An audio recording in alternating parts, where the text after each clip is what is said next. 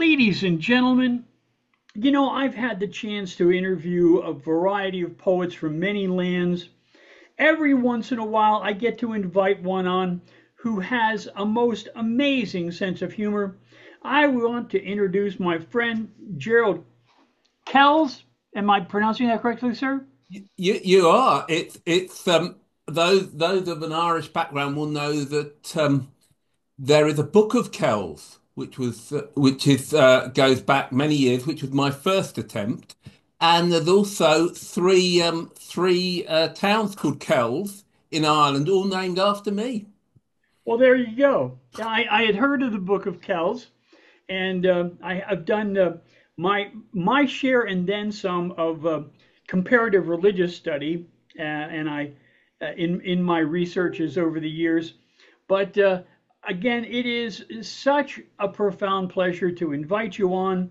I've enjoyed your work for years, and I'm so pleased that we could have you come. So, Gerald, as you may know, sir, I have a list of questions that I ask all my guests, and it's in my way of getting to know my friends, the poets, better. To me, as wonderful as the Zooms are, and they are, I enjoy them immensely. You get a chance to hear so many different pieces, so many different works, so many different styles. But the one thing that always kind of grates on me personally is I want to know more. I want to know more about these poets, how they got started, what was their early years like. So that's why Poets of the East exists, to kind of learn a little bit more about you, the human, you, the writer, and then hear a focus on your work. So, my first question, sir. When do you remember when you first started writing for fun? Uh, yeah, well, it wasn't exactly for fun, although I have a couple of poems from when I was really young, which were for fun. Um, as in, if I was a teddy bear, I'd pull my sister by the hair, but since I'm not and haven't got a teddy bear, I couldn't care. But most of the poems I wrote at a young age were because at about the age of 14, I met a guy who was from the Plymouth Brethren, and he'd set up a youth group, which my sister and I were involved in. So I started by writing poems specifically to read out in church and at events like that. I go back to that occasionally in the stuff that I do. Um, so I would go up and I would give my testimony and all the other things that you do in an evangelical church, and I would read poems. So my influence was kind of a mixture of Christian rock music, the hymns of the Plymouth Brethren, which have a very dodgy poetic thing to them. So a mixture of those put together. So that was my first, and even published in a few little bits and pieces. How nice. Do you remember any of the authors that inspired you as a youngster?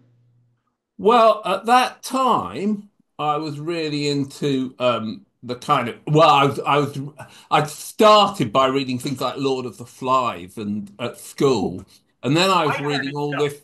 all this incredibly obtuse Brethren theology from the 19th century by people like J.N. Darby and all kind of crazy. It was very strange. And then when I got to university.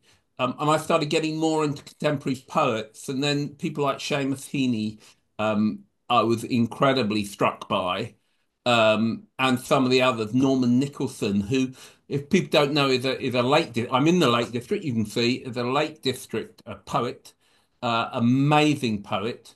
Norman McCaig were the poets that I got into as I got a bit more poety. And less hymny. Gotcha, gotcha.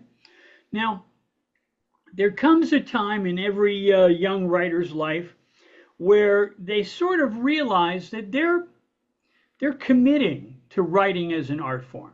When do you think you thought of yourself early as an artist, as a writer?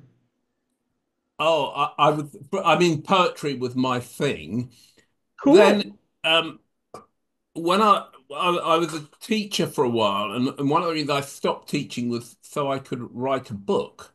But I began to want to write. I've C.S. Lewis, because of slightly religious background. C.S. Lewis was a big influence at the time, and I wrote my first novel. So I've written about 13 unpublished novels. There's one called The Netmender's Son, which is available online, and I can highly recommend it. I think it's extremely well written, I Cool. have to say, but it is online. But so I got into that, and also through the kind of religious thing, I was I was part of a group, a thing called After Eight, which was an after church meeting for young people. So we would write sketches for that. I have hundreds of these sketches that we Wonderful. wrote to perform to them.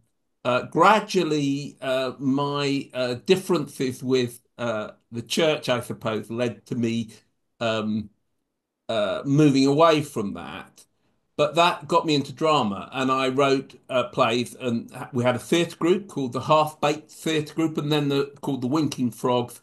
And afterwards, I wrote plays which were performed around the West Midlands.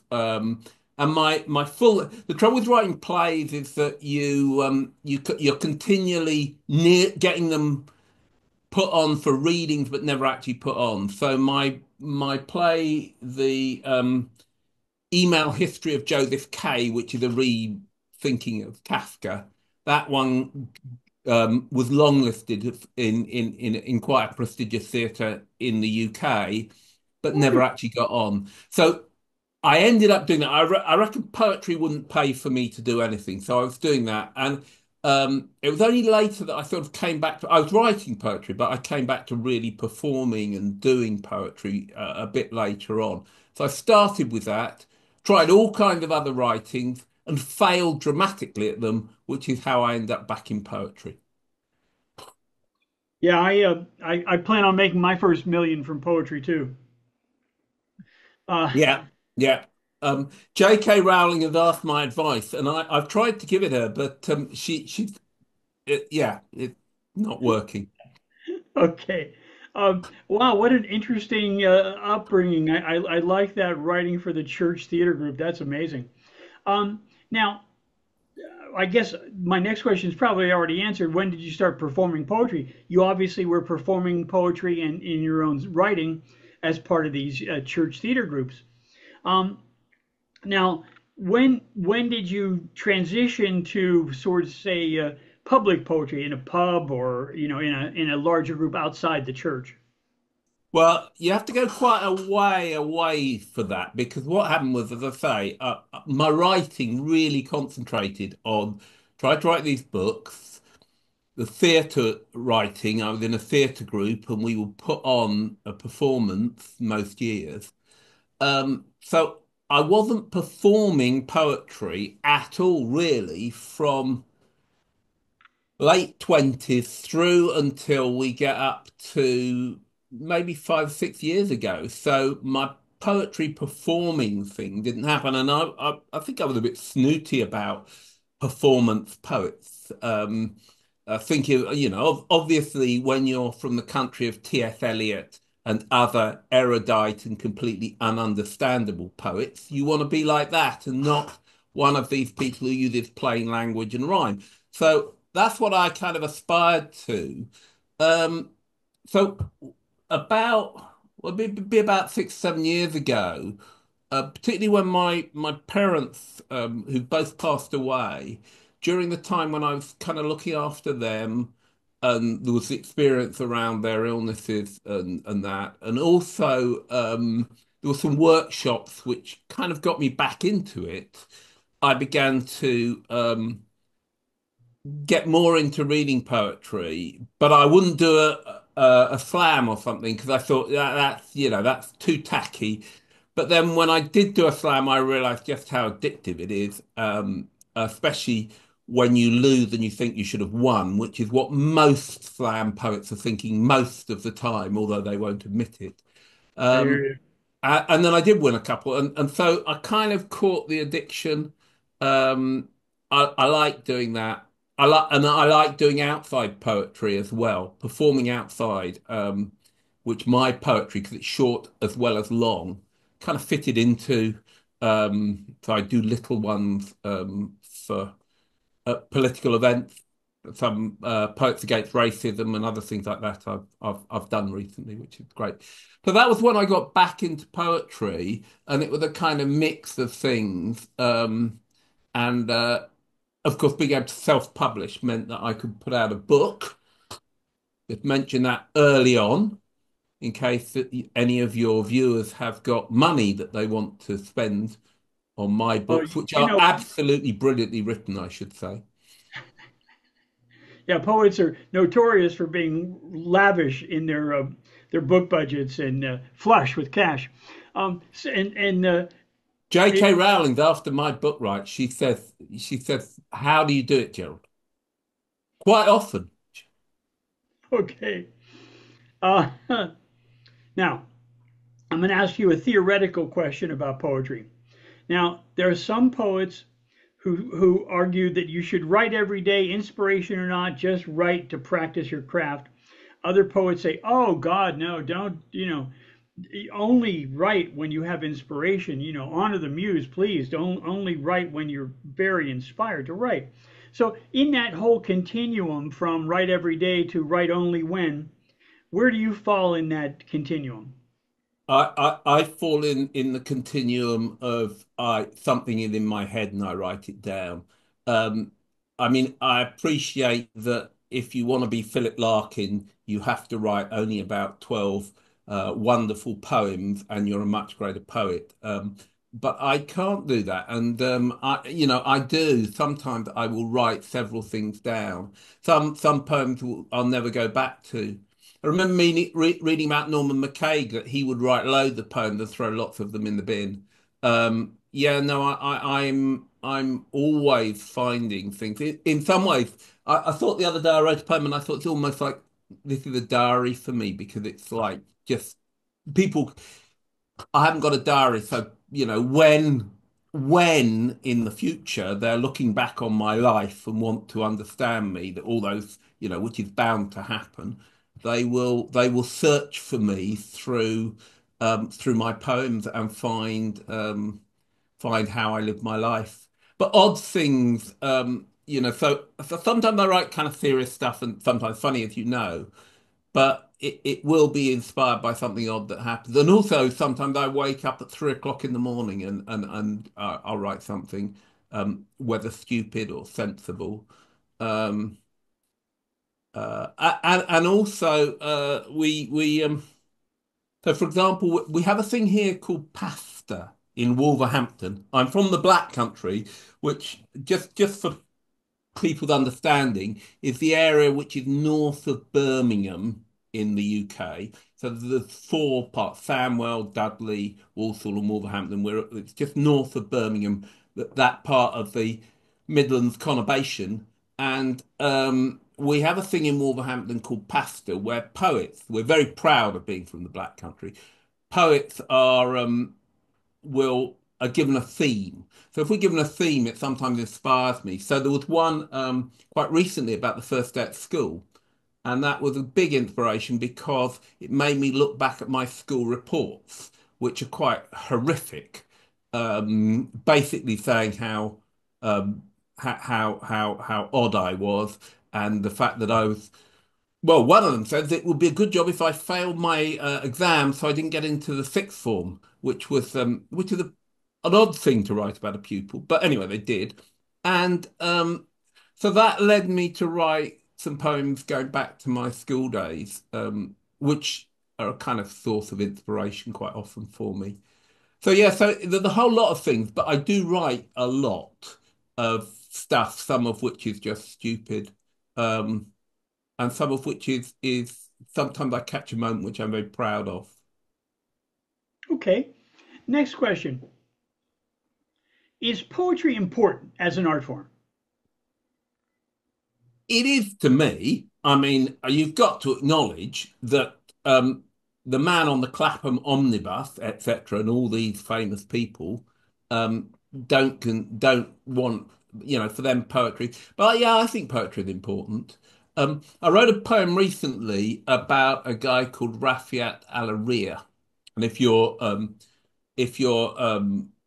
uh, viewers don't know him, he was a Gartham poet who died in an air raid, which some believe was intentional, but that's a matter of conjecture. Um, but he was a poet who represented kind of a future for what was happening in Palestine. And it struck me when he was killed about how, for me, for us, we can read poetry and we're quite, we feel quite, but for him, his poems were a matter of, in the end, life and death. And I think that's quite a serious thing. I mean, there are cultures where they take poetry much more seriously, but for me, poetry is very important. It's a succinct way of saying something about something important. And sometimes uh, it's also a way of getting people to review their thoughts without, particularly when I'm talking about political poets, a way of getting people to review their thoughts without actually um, starting the argument with, I'm on this side, you're on that side. So you get them to engage. Um, I have a little poem called Football Pitches, which I do quite often, which was inspired before all this business in Palestine. It was inspired by two boys who were on the beach in Gaza, and they were killed by an airstrike, which then was explained that they weren't intended. And at the time, there was a lot of talk about football pitches, and I wrote a poem called Football Pitches, which, if I've got a moment, goes like this. All is judged by football pitches, castles, tombs, and sons of bitches, those theatres that approximate to games of skill and human fate. But metaphors of far-off places sometimes turn real with real faces, become a way to show the scale of deeds we deem beyond the pale. I saw a child kick a ball. He didn't think of it at all. He didn't count out low-slung ditches or measure them in football pitches. So with that poem, I'm just I haven't started off by saying I'm on this side, I'm on that side. I start off by talking about football pitches and how they're used to describe these events.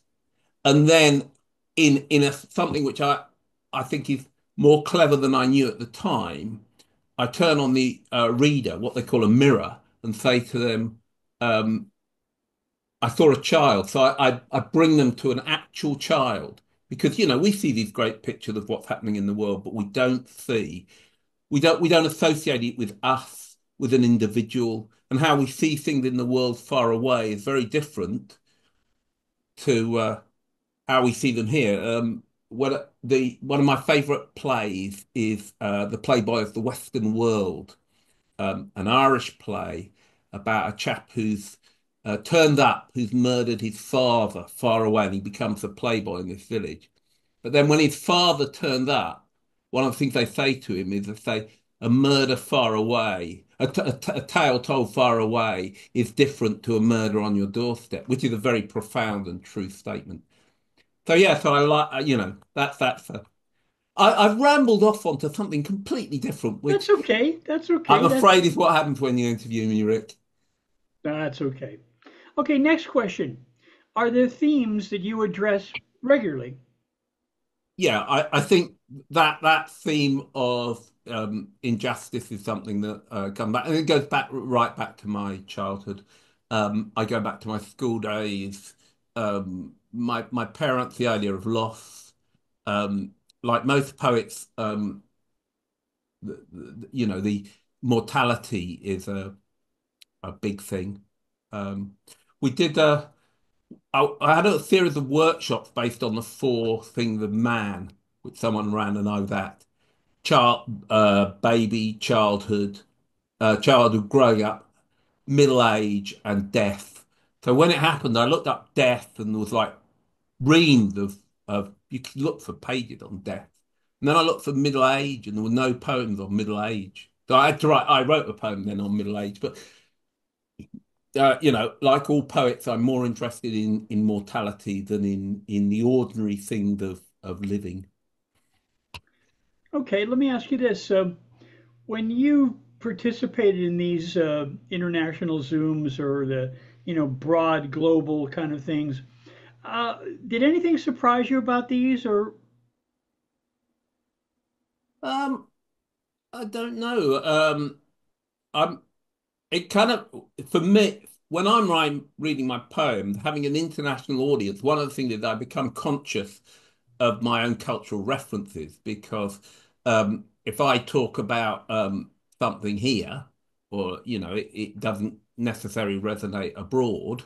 Um, so it's yeah, it does. I think. I think I find it really interesting, poetry from different parts of the world, how people do it differently. Um, yeah, and it's quite challenging. Um, yeah, I love it. I love having people from around the world. It's much more interesting than just the views of local people and poetry from around the world. I've got a set of poems from I think it's Afghanistan from before the Taliban and before right? all that from the late 70s, which I found really interesting because you see a world before the restrictions that came in. Um, I also love Polish poetry. I have a friend who's Polish, and she said I should read Polish poetry. And I thought, hmm, is that all going to be about the difficulties during the war years and whatever? And she introduced me to Wisława Szymborska, um, who and it shows how ignorant you can be. She won the Nobel Prize for poetry, and I didn't even know her. So, and she's an amazing surreal poet. Um, so yeah, it's great to be introduced to poets from around the world. Okay, let me ask you this. Uh, do you feel poets have a responsibility? Yeah, I do think so. Um, we do tend to talk to ourselves a lot, unfortunately. But I think also, like all culture, you influence the world around you. And I try, even when I write humorous poems, I like humorous poems which have something underneath them. So it's not just for the laugh. You're underneath, you're saying something about your values. And I think you have to so I think it is an important role. Um, I'm very pleased when I get asked. I've been asked on a few occasions to do things. For example, when we had some. If probably heard, we had some uh, far right um, things in the UK. And after that, there was some events by Stand Up to Racism, and I was asked to read poems at those outside. And I love that because you're getting to a different audience, you're getting to a wider audience, you've got a chance to do something in a wider world. So yeah, I think poetry has a role. Um, we're not the be all and end all. Well, apart from me and J.K. Rowling, but generally speaking, we're not the be all and end all, although we would like to think you. I, I, I think the fact that I am so pally with J.K. Rowling and she comes to me so much. You probably shouldn't record that, but obviously that is. Well, Uh, I'll look for your influence next time I'm reading some Rowling. Uh, yeah, it's absolutely it is, and Dan Brown. I mean, Dan Brown's absolutely after my of advice. course, of course. Okay, next question, sir. If a young person asked you, they dabble a little bit in poetry, but they're wondering, I mean, is it an art form that's worth committing to? I think so. I think it's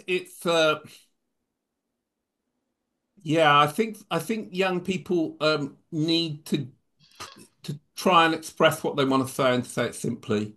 Um, they're the kind of poetry that seems to come in when you're about 25 to 35, when you're trying to be very clever. I did it, and I sometimes hear people doing it when you're trying to be too, to find something incredibly original.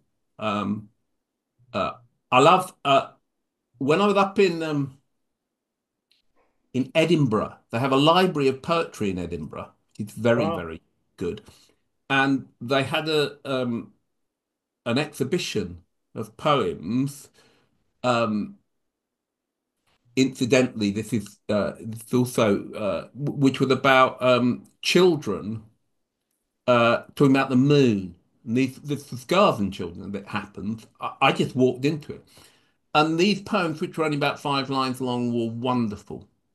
And if you go into schools, if you hear poetry, kids come to a poetry event and you hear them writing poetry, they write it without, sometimes the rhymes are silly or whatever, but they write without that kind of pretension.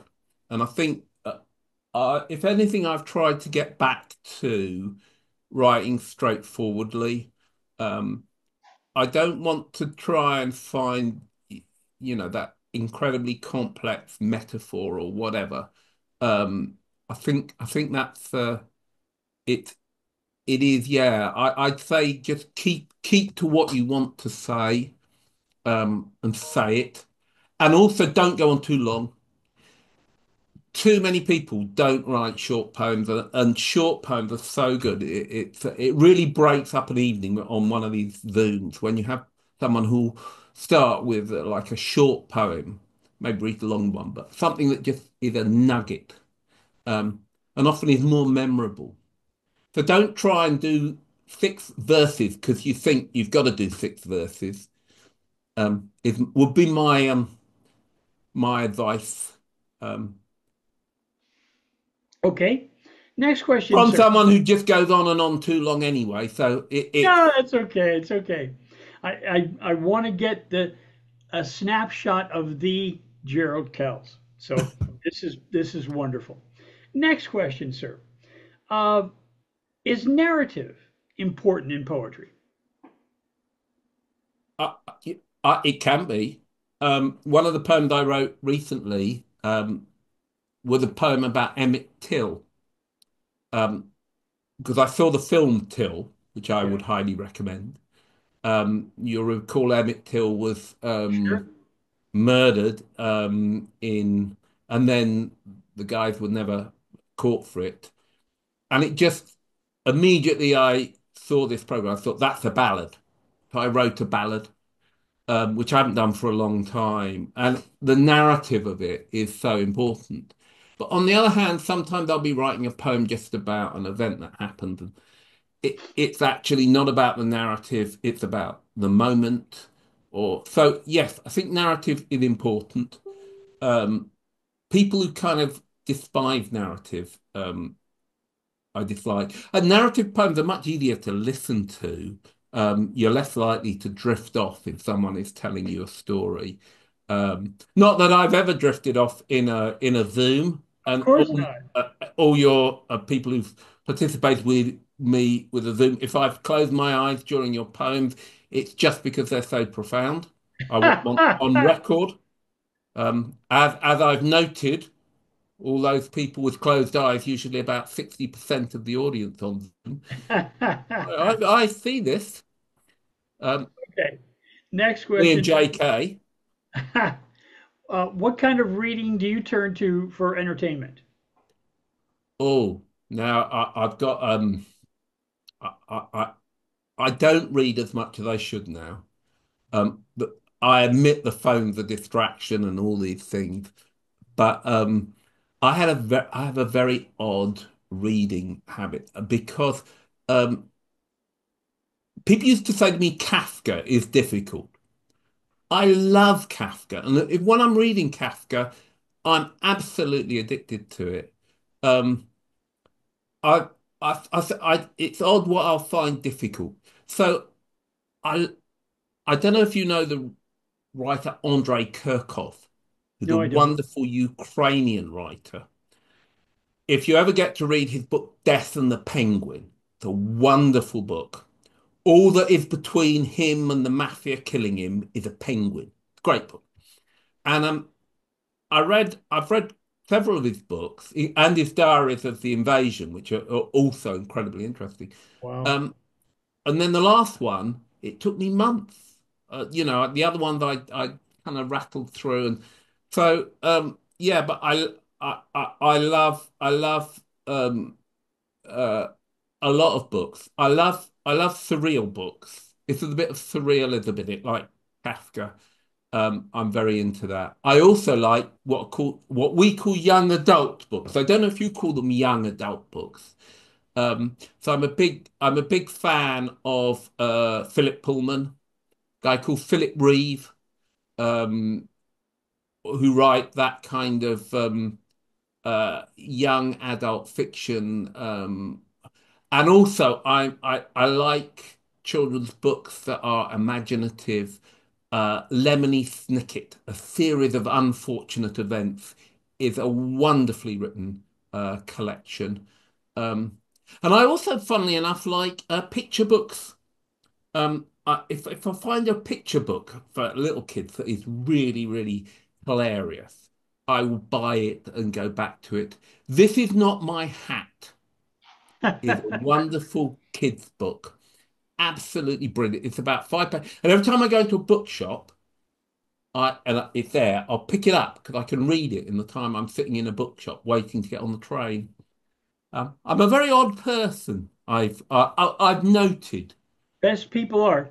Let me recommend if you like absurd and you like Kafka, take a look at Italo Calvino. Have you heard of him? He's not someone I know.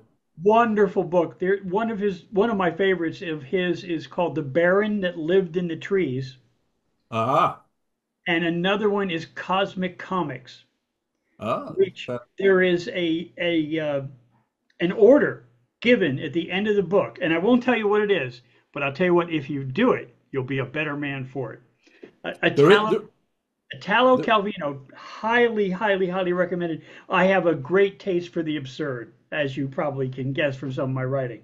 the other book that I would mention is a book by Darren King. Darren spelt with one R, called Jim Giraffe, which my wife picked up. My wife Fiona picked up and read in a bookshop and gave me.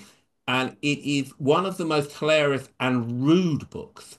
It involves a bloke who discovers a giraffe in his cupboard, and the giraffe is completely disparaging about this man's manhood, and without going too far, starts to have an affair with his wife. Oh And my. from then on, it gets worse. And I probably shouldn't advertise it because most of it I didn't understand a word of, being still slightly religious, but it is absolutely hilarious. Okay, next to the last question. Do you have a goal that you're aiming for right now as a writer, philosopher, counselor? Do you have a goal at present? I don't know. I keep thinking I must go back and try and get one of my novels published, because well, there was one that kind of nearly got there and didn't. So that kind of idea is in my head. Um, I'm still working at the day job for a little longer. So there's that as well. But yeah, I I I like to. I want to add something. And now that I'm getting to my age and I've got nieces and nephews, I want to kind of inspire them not to be as idiotic as I am, really. But I don't know how you do that really as an adult with younger people. Uh, it is. I was made to feel very old when I was actually working not for myself but for a company, and I mentioned to someone the Monkeys, and they said they were going to see them. This was before um, Davy Jones died, And I said, "Oh, like in the TV show." And they said, "I've never seen the TV show." And things like that. I don't know. You have it. It makes you feel like there are people who didn't grow up with the monkeys. It's like, and then suddenly you realize how old you are. Um, oh, that's a gloomy way to end it. I shouldn't Well, really end it on such a gloomy thing. let Um, me ask you the last question of my assembly here. The last question for you, sir, is: do you have a question for me? oh. I don't have a question for you. I do wonder why you want to listen to me rambling on about everything under the sun. And if you want to get to the real Gerald, that this is that I've written a poem. We're doing a thing at Pastor, the thing called I, which is about. And I wrote a poem, which I'm not sure I'll do because I think it might actually put some people off reading. But it's basically saying I'm not the person reading this poem, just as you are not the person reading this poem, and that's okay. Um, and it's about mental health because one of the reasons people are reluctant to read poems is they see people like me who put on this facade of being, really together and whatever, and they think that we get up and read poems and we're not worried or concerned, or we don't think, oh, they won't like this, or I'll get thrown out, or someone will see something in it and cancel me, and all these other things. So yeah. So do you ever get that feeling? Do you ever worry about how people will receive you? That's my question then. Well, I'll answer it this way. I I write poetry because I have no other option. I have to write. I am driven by the muse, so I have to write.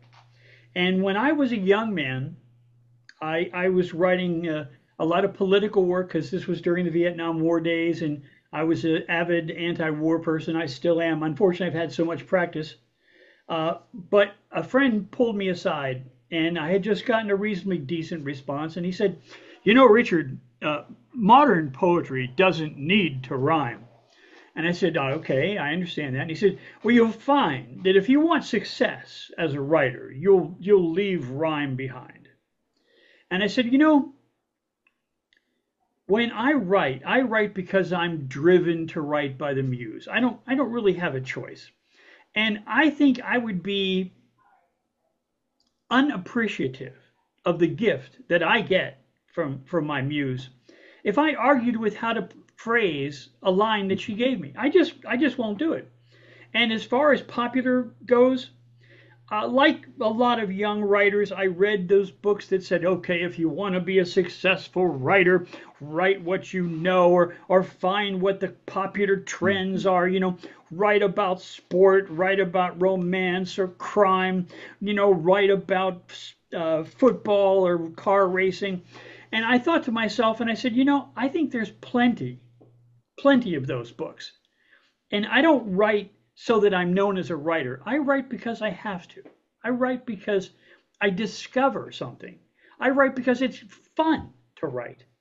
And occasionally, once in a while, my words here are heard by someone and they smile or they laugh or they gain an insight.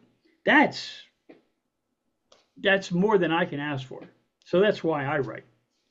And I do this program because, Gerald, I spent about 20 years doing commercial television and commercial media, everything from websites to TV shows to radio shows. And I wrote a lot of stuff and technically supported a lot of stuff that I am not proud of doing. I put on The Bachelor show on one TV station. And I thought it was such an insult to my own value of culture that when I got out of commercial television and commercial radio, I wanted to produce things that I could be proud of. And inviting a poet like yourself, I'm proud of that. And the media that we produce, I think people can gain something from that. And that's all I need. So, that being said, now comes the fun part. I turn to my friend Gerald and say, Gerald, what poetry of yours would you like to share? Go for it. Read the long one that you don't get a chance to read. Read the short one. Read whatever you'd like to read. And language, anything you want. Go for it. Okay, I'll read you some poems and see how you get along with these. I'm in the Lake District, as you can see, obviously.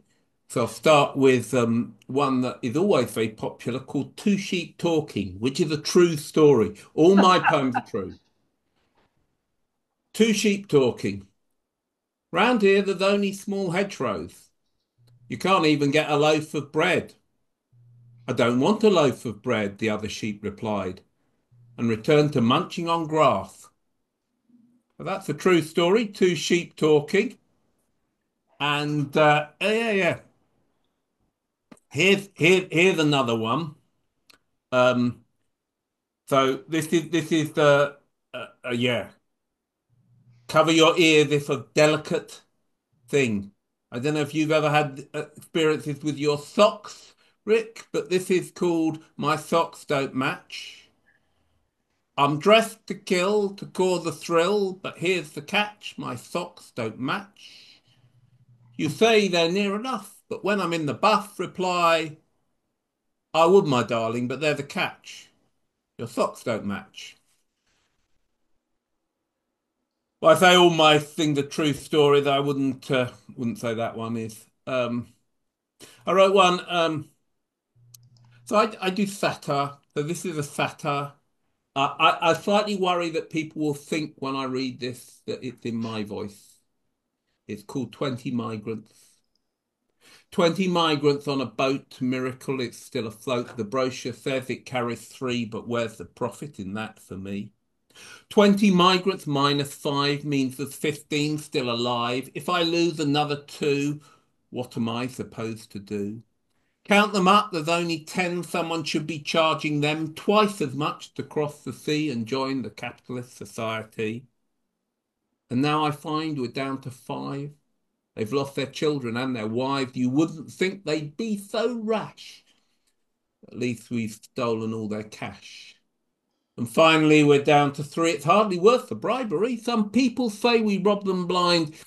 It's neither true nor is it kind. If just one migrant reaches shore, we've done our job. We can't do more. The only thing that still remains is to get him deported and start again.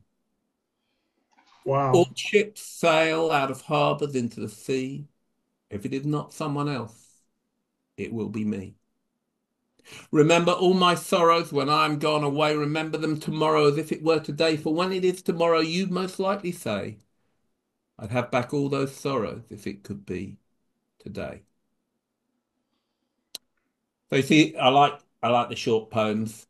The poem I did used to do in about 5 or 6 years ago, which I haven't really been able to do. But I feel it might be a poem that I could revive. It's a true story, and it happened on the 529 bus, which runs from Walsall to Wolverhampton, during a visit from a previous US president. And it goes like this. It's absolutely true, not a word of a lie in this. Donald Trump was on my bus, said that he was one of us like Winston Churchill or Joan of Arc. I thought that he had missed the mark. He asked me if I moved my feet so he could sit down on a seat. He said that I was obstinate and he was the US head of state. I told him I was not a fan and he was just a big fat man. I didn't want to cause a scene, but he could fuck off back to his limousine. So that was that's a true story. And I kind of like that one because I think it appeals to everyone, whether you agree with the politics, because everyone likes the idea that the big man who's kind of in control of everything, somehow, if you could bring them to your situation and you could, they could be answerable to you.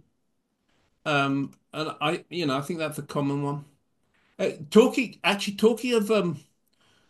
of history. I thought I had with me Ramesses. I have a poem about Ramesses, but I haven't brought it up. So I might do that one in a minute if I can bring it up.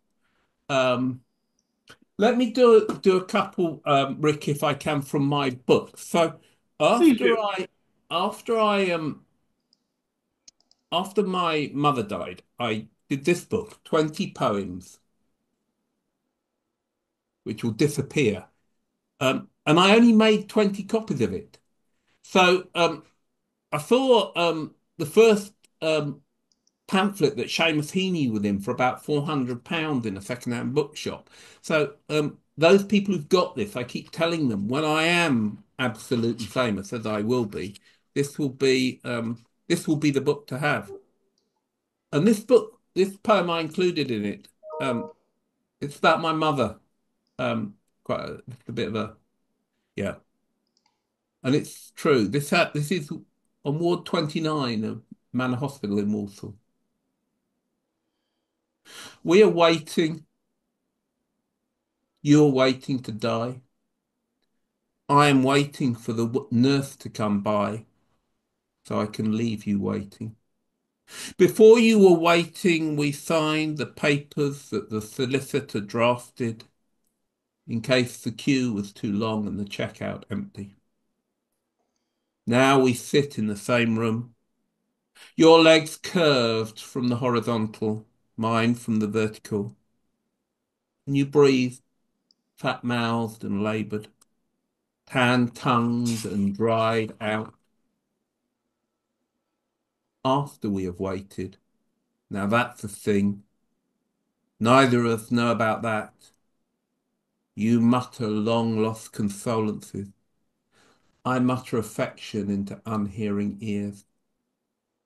While we are waiting, it is silent and right. So yeah, I can be serious. That was yeah. Um, I came back to that in my book, 51 Poems, which is the one you can actually buy. Every time I put it up, it goes out. So it's called LI, 51 Poems, LI being the Roman. Latin for Yes. 51 poems. My father was a Greek scholar, and Ah, I was terrible at Latin at school. Anyway, I wrote this one, which was after my mother died, which is called Safe Place. It has been a month since my mother died. And in that time, I have woken up. I am still sluggish with the grief of it. I know that there are things to do, tidying up, and that there are other things, freedom things that I can do whenever I like. Now she is gone. But it's the starting out that turns more difficult each time I try to expedite the future. In the morning, after the alarm goes off, there is a simple time when I can curl up under my duvet, warm and undisturbed, free of imperatives and obligation, fear and opportunity. If I wait 5 minutes, the alarm will stay cold, like the vases I inherited on either side of the mantelpiece. So, bravo. if Rick, now if I was doing this on a live set, I'd ask the 51 poems, I'd ask for a number. So, have you got a number from 1 to Sure, 51? 32. 32. I have to look at the front to see what 32 is. And then I would say, oh, that's a great poem. And then And I'd ask someone please else read it. another number. 42. 42. That's the meaning of life, the universe, and everything. Yeah, the meaning of life. Oh, that's even better. They're both good. And then I'd say, if you want to read those ones, you need to buy the book. Very And good. I'd read something else, but I will read 32, which is called Romeo and Juliet. You didn't ask me about music is a big thing in my life. I like to dance. I'll tell you that. I like to go to punk gigs and dance when when they're on. We have a local band. They don't come to the US, I'm afraid, called We Are Not Devo. You remember Devo, I'm sure. And Are We Not Men? We're Devo. So they've called themselves We're Not Devo, and they're fantastic. And I Excellent. love them because I can pogo. At my age, it's probably not a wise thing, but I do. And I'm also very influenced by blues. And one of the plays I wrote was about Robert Johnson. And I listened to his music I couldn't listen to it for after because it was so bad. And I was very interested by that kind of black culture. Sure. So Romeo and Juliet, written in that style. Staccato of the washboard from the deep south, its bells flinching like a shaky tambourine. Fearing of the long arm picking a guitar. Fretting like a mama, screeching out the blues. Sweet are the sugar cane sweating in Jamaica. Round are the watermelon slithery as a snake. Sensitive as the orange sun setting in the east, or a cat devouring fowl meat, glutinous in its teeth. Green are the cotton stem where the weevil never struts. Guttural are the chainsaw down among the pines. Wild are the buzzard or a jute joint in swing. Is my love and your love when the interval begins. So that's right. And you mentioned books earlier. I love Zora Neale Hurston. Um, My Eyes Were Watching God is one of the greatest books ever written. And Lost, of course, Alice Walker rediscovered her grave. Um, the other one I'd like to do from this book, actually, on a, it's also about issues of race in a way, is at the 100th anniversary of the armistice, I was asked to, at the local community garden, to read one of the war poets and to read a response to it. And I picked a poem by Wilfred Owen called um, the I will have to remind myself of the name of the poem. It's called The Parable of the Old Man and the Young. And if you know it, it tells the story of Abraham and Isaac. And the last line, the chilling line, is that Abraham would not. It's about that he wouldn't take the ram of pride, but Abraham would not, but slew his son and all the youth of Europe one by one. And it gives that image of the First World War of that we have from films of soldiers going over the top, um, usually white. And at the time when I was looking at it, there was a documentary about Commonwealth soldiers who died in the First World War, including many for Africa who don't have graves. They're in pits. And it inspired me to write a response to that, which I read sometimes because we are around Armistice Day, which is called Anthem for Dead Others. And it goes like this. It's also in my book. They did not have to be white to die, or grow up in Oswestry with church nearby. Clutch pocketbook poetry as they stood in line, moustaches trimmed, revolvers fine. They did not have to be white to die on the pinching metal under pinching sky. The girls who'd be hoping for better news need not be in crinoline or tucked in shoes. They did not have to be white to die. There was plenty of room when the devil passed by. When it comes to destruction, you will find that mud and coffin remain colourblind. So remember in all your funeral songs that Abraham slew also his other sons. So that's yeah, that was my response to Wilfred Owen, and also to remember the many African soldiers who died and weren't given the it was a colonial thing. Um, Let me offer you some two of mine. You've been so okay. generous with yours.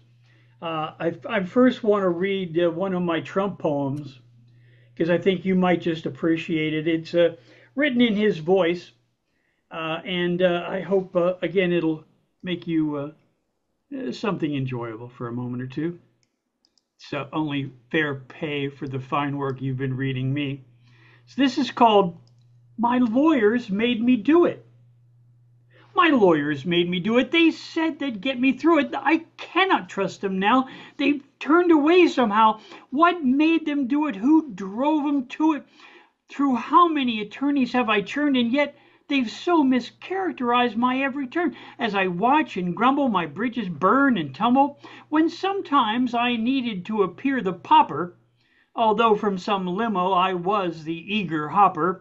Oh, my lawyers led me every step and kept me out of so many traps that I forget the crypt forgets. But when my native worth needed to soar, I grabbed my bean counters and lawyers and ordered up a better score. Triple dippled my apartment worth flippered. It leapt at sort of 1,000,000 square feet or more. What do you think? I'd never be confined to walk the earth. Besides, my feet get sore.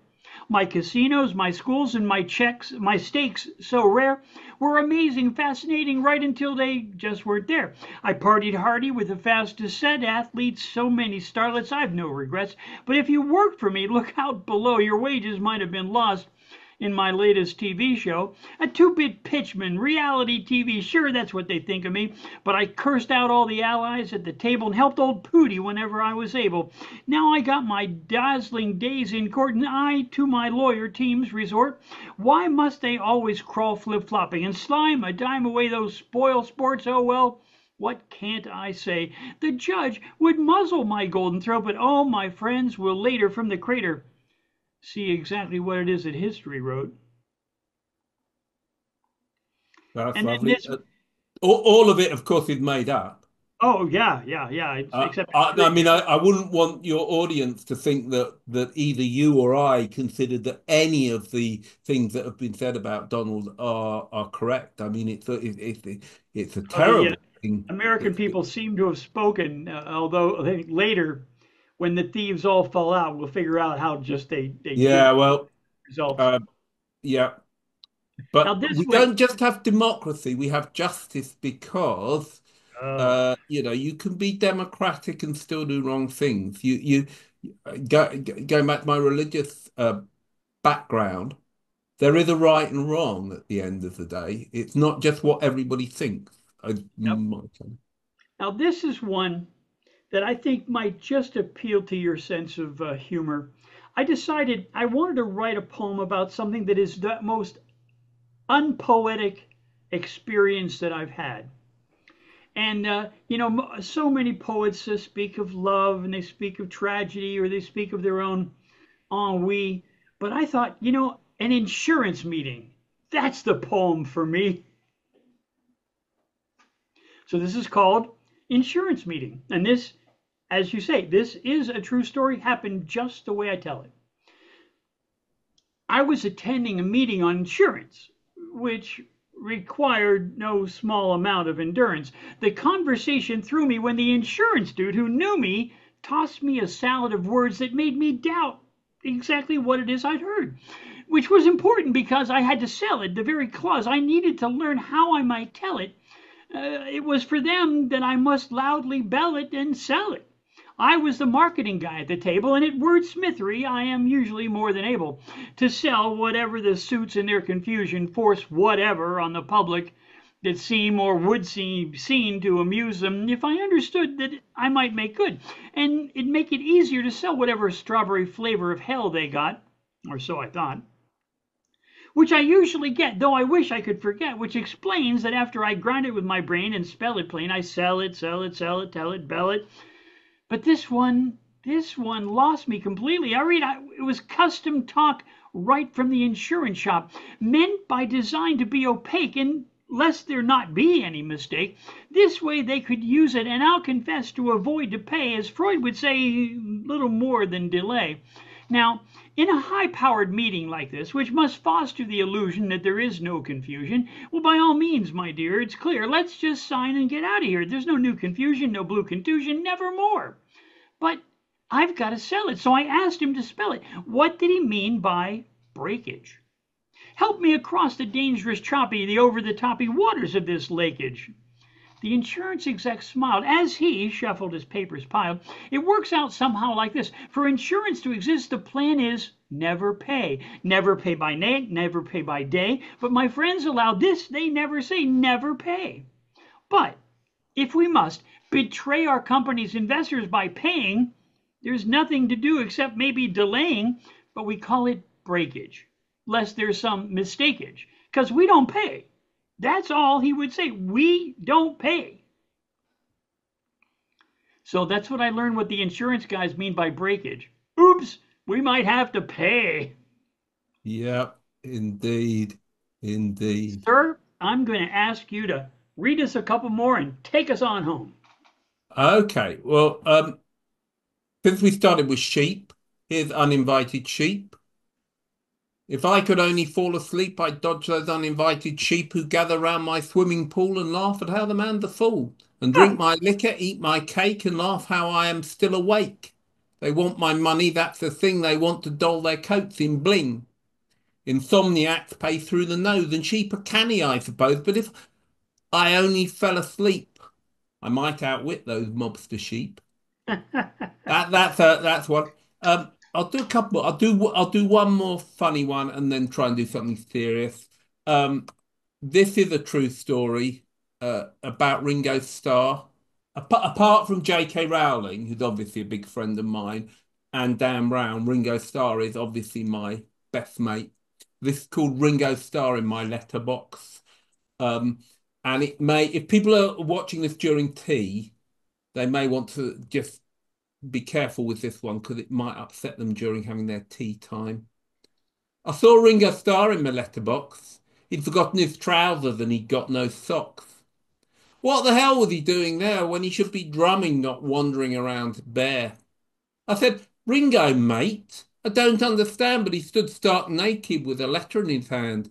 It's addressed to you. Do you want to see inside? He tore open the flap and I cried, you can't open my mail. It isn't right. It comes from John Lennon. Look, the stamp's all white. I'm contemporary me. Like the video for Imagine with this Paniano and his wife. He says, peace and love, brother. Just get a life. I said, come on, Ringo, that can't be true. And the reflection of my letterbox can't be you. You may be a beetle, but please go away. All right, he said, I'll be back some other day. You see, I just saw Ringo in my letterbox. He'd forgotten his trousers and he'd got no socks. Then he vanished. Well, imagine that. I'm left with the memory and his baseball cap. Nice done. Nicely done. So, I bought out a whole load here and I'm just looking at what I might finish with. Um, I hope it's been enjoyable, Most and not definitely. too much that people wouldn't get. Um, so I'm going to do a slightly longer one. Please Um, do. I'm going to finish with my father playing Needle Nugent. I mentioned Irish plays, and my father, who's from Belfast, um, was a great fan of the Abbey Theatre and the playwrights, Sean O'Casey, J.M. Singh, and all those wonderful Irish playwrights. And a play he was particularly fond of was Juno and the Paycock, and he would quote it. He would start off. There's a wonderful bit. You'll have to pardon my not very good Irish accent, but because he's from Belfast, he do it. And there's a bit where the paycock is this guy who's very pretentious, and his daughter falls for a con artist, and that's the kind of story of it. But there's a wonderful bit where the the other guy says to him, he says he's talking about how great he says. I remember when I was sailing the Antarctica Ocean. And I says to myself, what is the star? And the other actor, oh, that's a darling question. A darling question. And then I says to myself, what is the moon? Oh, that's a darling question. And my dad would do this. Um, and of course, he'd never been on the Antarctica Ocean. He doesn't know what it is.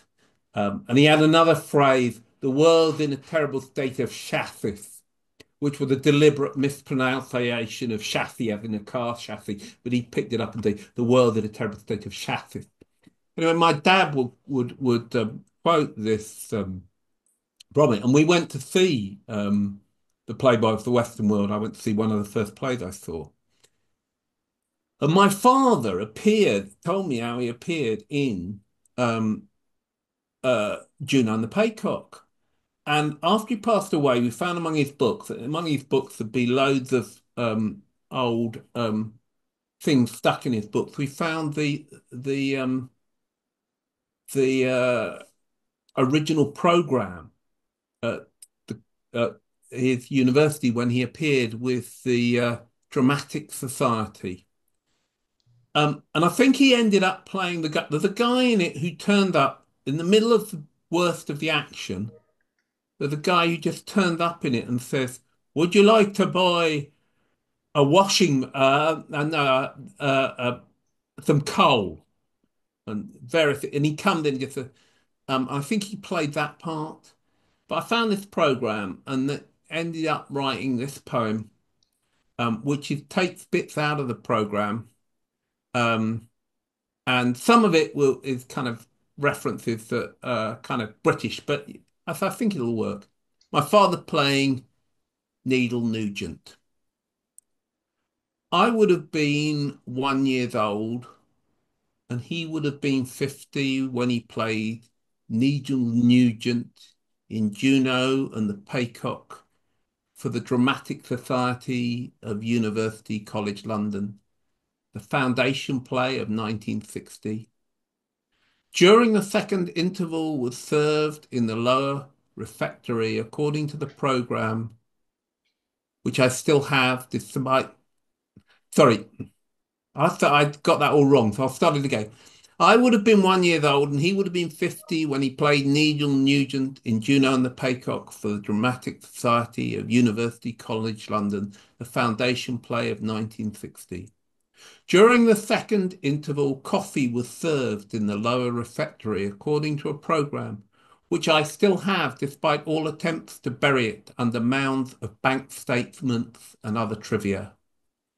According to the programme, the use of an apron stage attempts to bring the streets of Dublin as far as possible into the audience. There are adverts for Bunge's Coffee House, 27 Litchfield Street, Cambridge Circus, and Irish Linens, Ireland for varied holidays, Olivier tipped cigarettes, 3 and 4 for 20, 1 and 8 for 10, and for Guinness, the greatest disappearing trick in the world, performed 5 million times daily. Graduates looking for a good job should contact the staff controller of the North Thames Gas Board. And all the time, while David Goldman was producing, and Victor Quayle getting into character as the second IRA man, you would be at home with your third child, perhaps leaving a distracted babysitter so you could attend the first night. Admire your husband playing Needle Nugent when he was 50 and I was 1 year old. Very nice. Thank you, Rick. And that's all taken from the program, and it's about, yeah, yeah. Well, sir, Would you, thank you so much for joining yeah. me for this little adventure. Do you want to close with one final piece, or is that good? Oh, okay. I will actually, because actually, it'd be nice to close with something uplifting. I always apologise because I don't write enough uplifting poems Oh, for posh. miserable git. And this one was written for uh, they're putting up some trees for Benjamin Zephaniah. I don't know if Benjamin Zephaniah is known.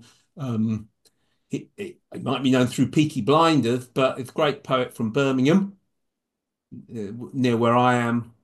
And this was for trees to be planted for his honour. I don't know if this one will be used, but it's called Oaks.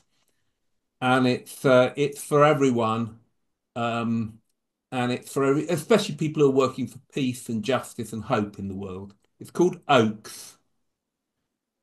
Be not afraid. Lift up your heads. Let the wind run through you. Let the rain drum on your leaves. Let the sun shine through the canopy. Let the seasons come and go. Age, grow old, grow big, grow gnarled. Lift up your heads like the oaks. Stand firm on your roots. Believe in yourself. Bravo, sir. Bravo. Bravo. Thank you, Gerald. Thank you so very much for joining me. Thank you. It's so nice to be with you. And you have a wonderful evening, okay? I'm going to Beehive. Okay, well, then I'll see you there. All I'll right, see buddy. you later. Thank Take you. care, Bye bye. Rick. Bye bye.